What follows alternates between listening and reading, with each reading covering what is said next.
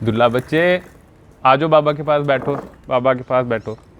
था मैं देख रहा था आप जब अभी ट्यूशन से वापस आए हो, बाबा बैठे हुए हैं, तो आपने सलाम ही नहीं बोला। अल्लाह के नबी सल्लल्लाहु अलैहि वसल्लम ने फरमाया युसल्ली मुस्सगीर अलल कबीर, कि जो छोटे हैं उनको चाहिए कि वो बड़ों को सलाम करें।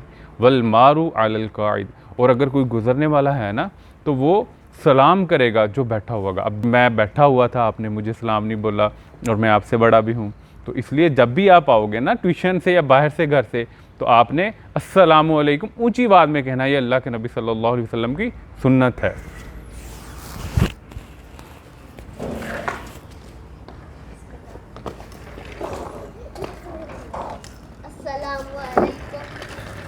माशाअल्लाह, वालेकुम अस्सलाम। अब्दुल्ला बेटे, आज आपने अस्सलामु अलैकुम बोला है, तो आपने अल्लाह के नबी सल्लल्लाहु अलैहि वसल्लम की सुन्नत पूरी कर ली है। माशाअल्लाह। चलो ठीक है, आप जाओ, अंदर चले जाओ।